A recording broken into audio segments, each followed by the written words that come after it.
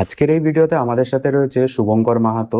শুভঙ্কর বিধানচন্দ্র কৃষি বিশ্ববিদ্যালয়ের বর্ধমান ক্যাম্পাস থেকে বিএসসি এগ্রিকালচার কোর্স করছে।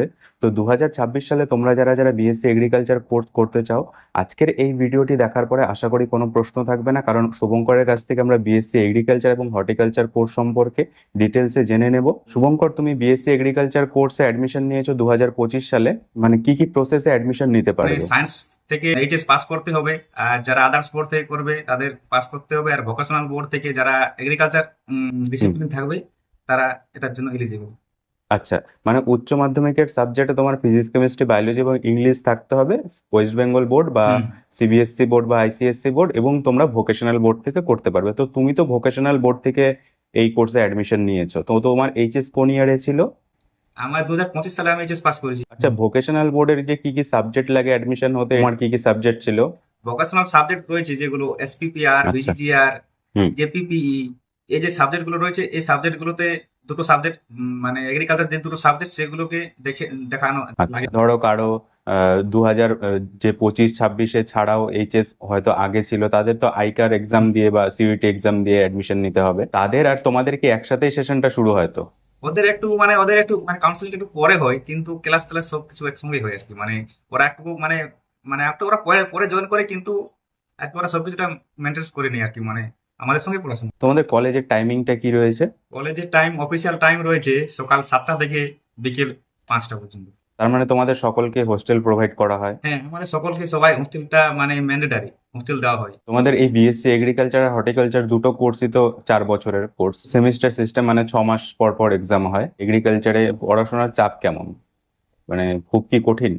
কঠিন বলতে নয়, এগ্রিকালচারটা আর কি অনেকটা আর কি, আমার যে মনে হয় আর কি এগ্রিকালচারটা অন্য দিক থেকে একটু সহজ, কারণ যেহেতু মানে যাদের গ্রামে বাড়ি, বা তাদের তো একটু আর কি হুম। সেগুলো মানে হাতে কলমে এগ্রিকালচারটা আর কি জানে।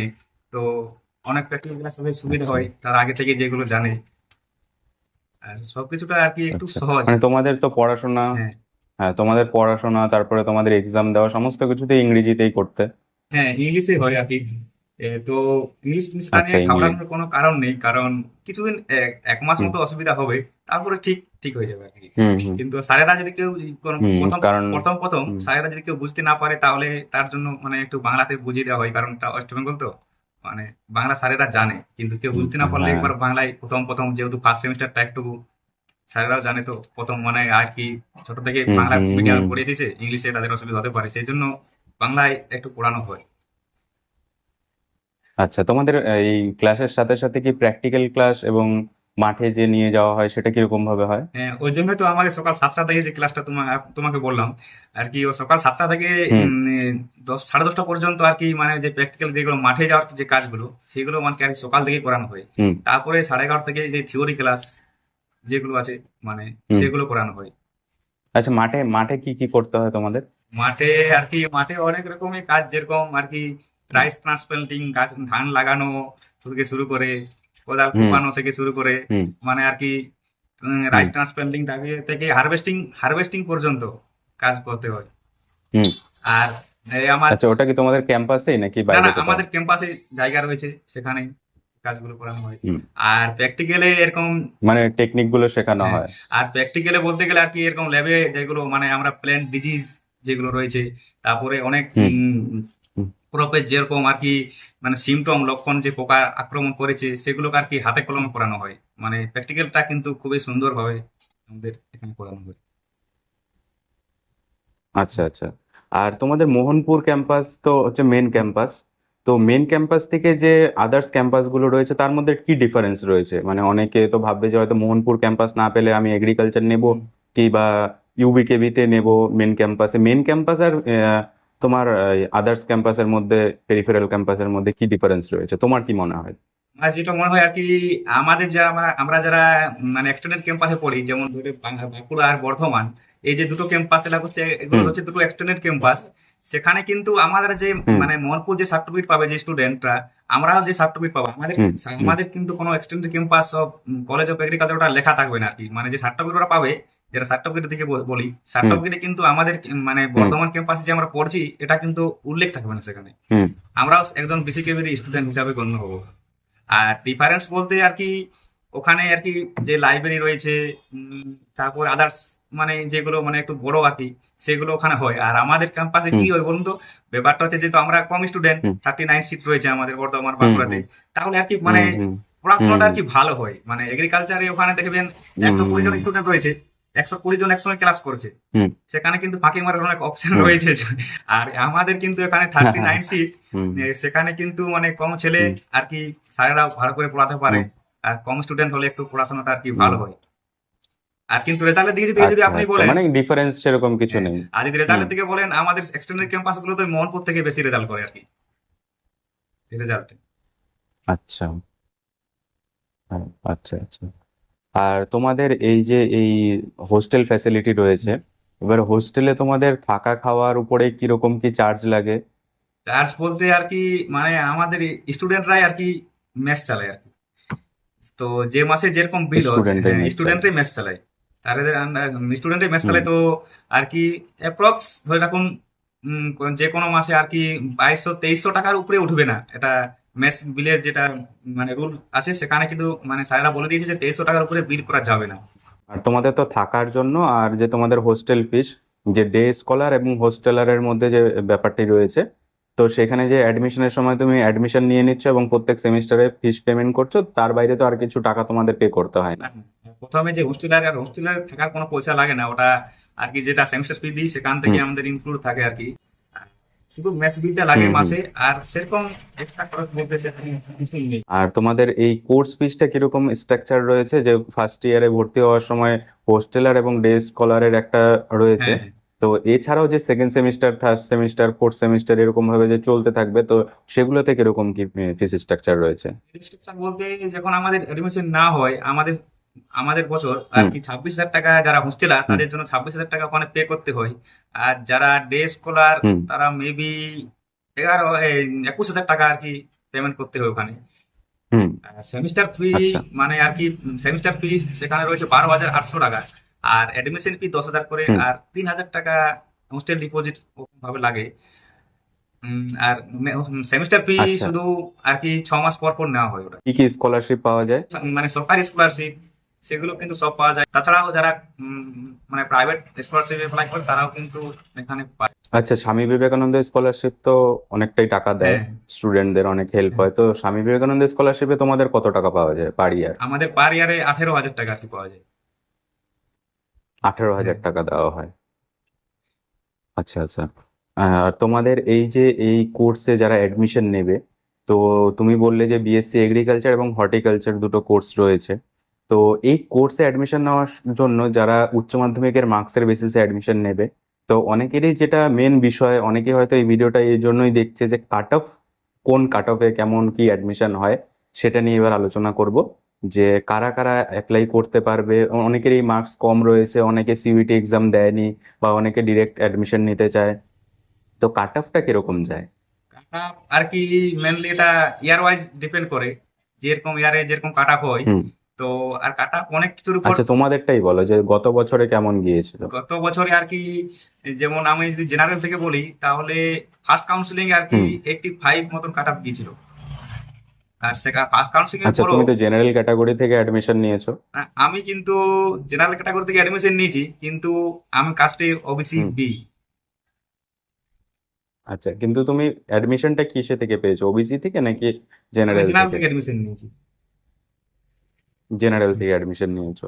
আচ্ছা, ওয়েস্ট বেঙ্গল বোর্ড আর তোমার ভোকেশনাল বোর্ডের মধ্যে কি কাট অফটা হেরফের রয়েছে নাকি একই না, রকম কাট হয়? আপটা একটু ভোকেশনাল বোর্ডের জন্য একটু কাট আপটা 90% গিয়েছিল আগের বছর। আদার্স বোর্ড আর ওয়েস্ট বেঙ্গল আচ্ছা। বোর্ডের মধ্যে প্রায় একই একই থাকে আর কি কাট আপটা 85 ফার্স্ট কাউন্সিলিং এ। হুম। ফার্স্ট কাউন্সিলিং এ তুমি কি ফার্স্ট কাউন্সিলিং এ চান্স পেয়েছো হ্যাঁ, নাকি আমি সেকেন্ড ফার্স্ট কাউন্সিলিং? কাউন্সিলিং। আচ্ছা, তুমি কত পার্সেন্টেজে অ্যাডমিশন নিয়েছো? আমি ভোকেশনাল বোর্ড থেকে 94.2% ছিল। আচ্ছা, তোমার ফিজিক্স কেমিস্ট্রি বায়োলজি আর ওই যে তোমার ভোকেশনাল বোর্ডের সাবজেক্ট রয়েছে সেগুলো হুম। মিলে? আচ্ছা আচ্ছা। আর তার মানে 85 পর্যন্ত যায়? আচ্ছা, গত বছরে 90 গিয়েছিল ভোকেশনাল বোর্ডে 90 কাট আপ গিয়েছিল ফার্স্ট কাউন্সিলিং এ। ফার্স্ট কাউন্সিলিং এ, আর সেকেন্ড কাউন্সিলিং এ? সেকেন্ড কাউন্সিল থেকে একটু কমে এসেছিল আর কি, মানে সেহেতু সিট কম ছিল আর কি, সে তখন অ্যাপ্রক্স 89 88 এরকম এসেছিল আর কি। আচ্ছা, মানে সিমিলারলি ওই ওয়েস্ট বেঙ্গল বোর্ড আর ভোকেশনাল বোর্ড মোটামুটি একই রকমের হ্যাঁ। যায়। আচ্ছা আচ্ছা। তো এবার অনেক স্টুডেন্ট এমন আছে যাদের একটু মার্কসটা কম রয়েছে, ধরো 80% রয়েছে, বা 85%, 79, বা 81, 2, 3 এরকম রয়েছে। তো তাদের কি অ্যাপ্লাই করাটা উচিত কি উচিত না, তোমার কি মনে হয়? অ্যাপ্লাই করে রাখাটা উচিত, এমন নয় যে সে পাবেই না হুম আর কি।